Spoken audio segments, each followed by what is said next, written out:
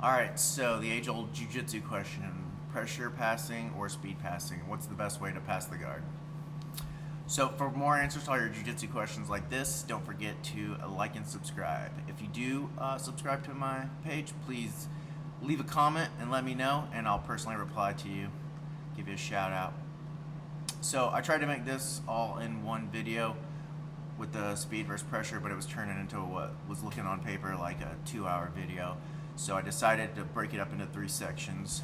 This first one that I'm doing right now is going to be all about the speed passing. The second one is going to be all about pressure passing, and then the third one's going to kind of be like my personal opinion on which one's better, and like taking everything into account, things like that, like a conclusion, I guess.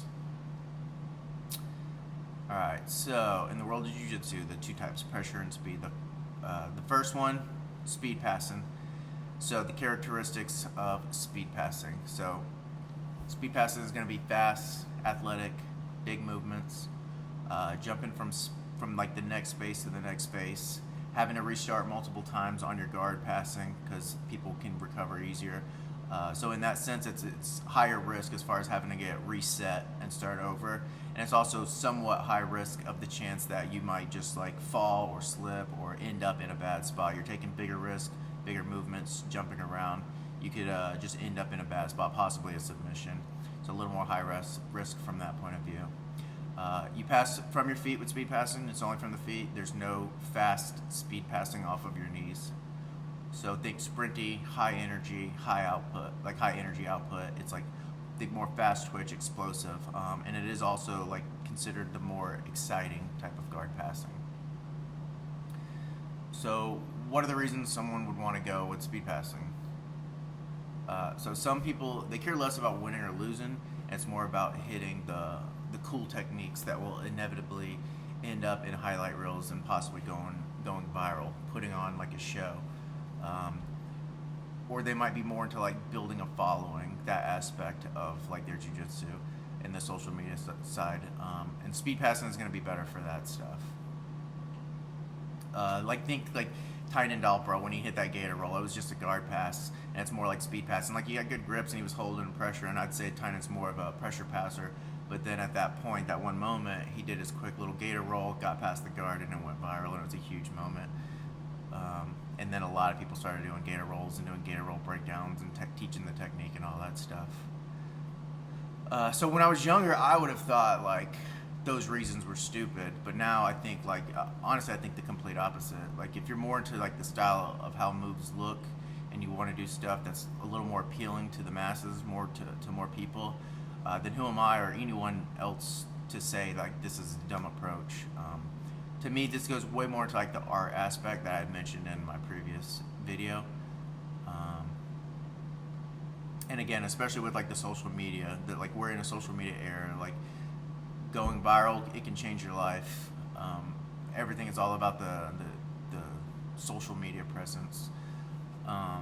So like the pressure or the speed passing is going to be better for that. And like don't get me wrong, like me personally, I love to watch a high level pressure passing by like a world class athlete.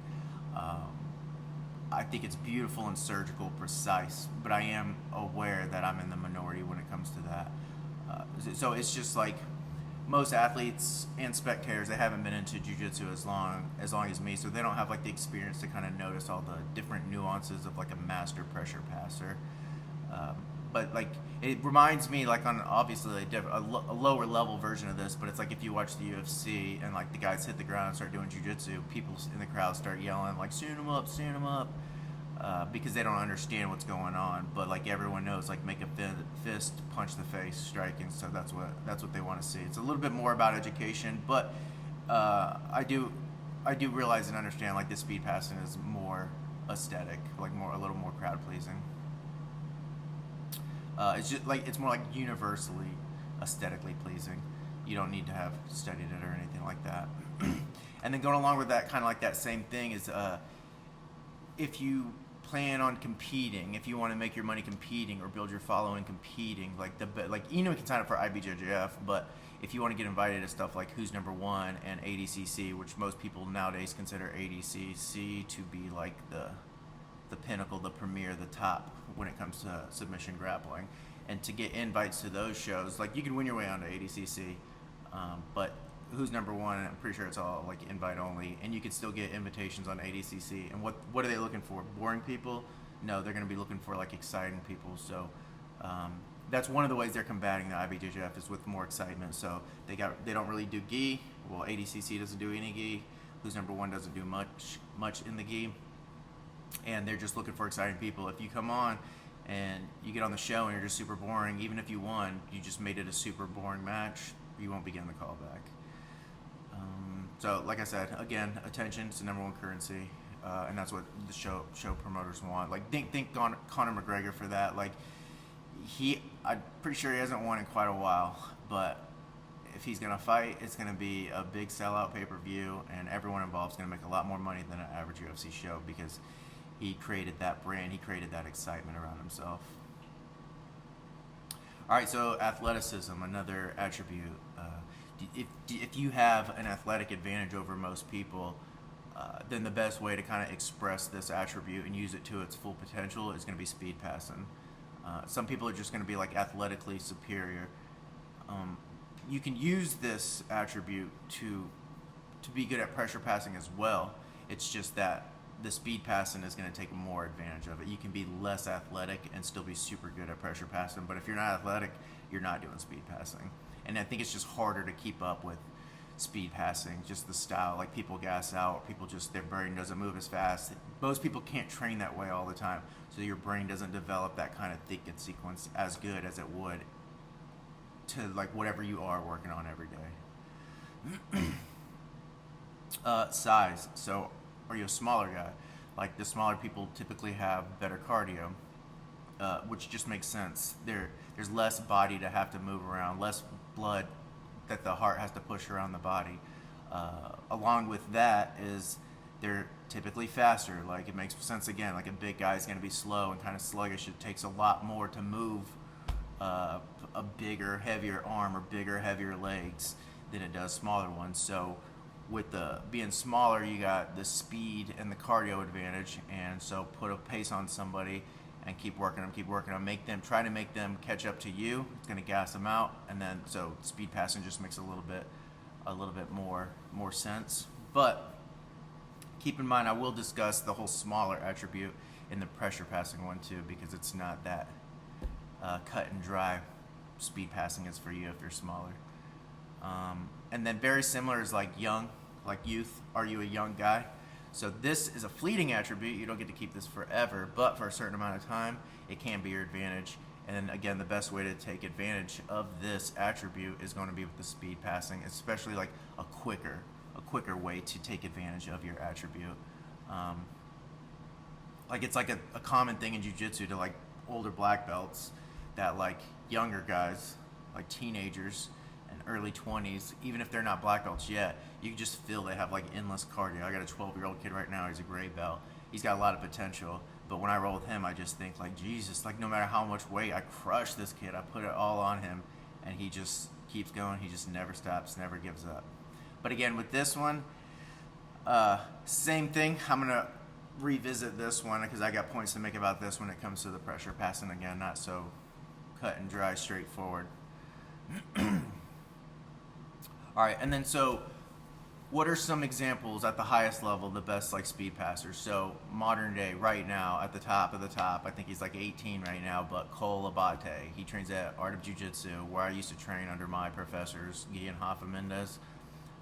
Extreme athlete, super young, super good cardio, pushes the pace. So he's going to be like, I don't know, he's the first one that comes to my mind when I think of today's athletes speed passing. He's like the first one that pops into my head. More old school one is going to be Leo Vieira. He's retired, past his prime, out of jiu-jitsu now competition, but he was a big innovator with speed passing. Tay today, spelled like Terere if you want to look him up. He's got really old footage. He was super innovative back in the day. He's been retired for a while. A lot of innovations. Someone that my professors, Guy and especially Hoffa, I know I've heard, they said they pulled a lot of influence from Tay today from when they were kids. Another unique speed passer is going to be Buchecha, And he's unique because he's like 6'5", 260, a big giant guy, and he's the most winningest athlete in IBJJF history. But he was a big guy who made speed passing work. Look into him, but basically it's like if you're 260 pounds and fairly athletic and you throw your whole body at somebody, you're probably getting the guard pass. Like he's just took the risk and threw his body at people, and it usually worked. Now, I mean, don't get me wrong, there's a ton of technique behind it and stuff like that, but at that level, that size, like, it worked well for him. Bruno Malfacini, I think he's a good, interesting one because he's a rooster weight, which is the smallest weight class there is, and he's a 10-time black belt world champ in the gi. So he was more, I'd say he was more of a speed passer if I had to pick one way or the other. Very good speed passing, but phenomenal speed passing, but also he's interesting because he's also has really amazing pressure passing, even though he's literally the lightest weight class that they offer. And I've heard like legendary stories of how he feels like a 300-pound dude on top of you when he's like 130 pounds. And then finally, my personal favorite, Rafa Mendez, my instructor, my professor. So I got two favorite grapplers of all time. One is Rafa Mendez, and I think he's the top. He's the pinnacle when it comes to the speed passing side and the creative side, honestly, but that's a different video. But I think he's definitely one of the most creative and the most technical people who's ever done jiu-jitsu. Top of the top, cream of the crop. Like I said, I got two favorites ever, and he's one of them. But like with him, he's fun to watch. There's been a couple times in competition, and then I saw a few times in training at AOJ in person. He just has this thing. If he can't pass your guard, if you're giving him a lot of trouble, and he can't quite get the pass, something happens. There's a switch that goes off in his head, and he makes the decision right then and there. Like, I'm not going to stop attempting guard passes until I'm past the guard. Like, he doesn't care what it takes. He's just going to keep going. Like, he's either going to die trying or he's going to get the guard pass. The crazy example I've seen of this, like, I'd say the second craziest was, I think it might have been maybe 2015-ish, something like that, at Worlds. I think it was his last match with Cobrini. I'd have to check back and see exactly, but that was pretty crazy where he did the same thing. But I think the craziest one I ever personally saw was in the academy at AOJ.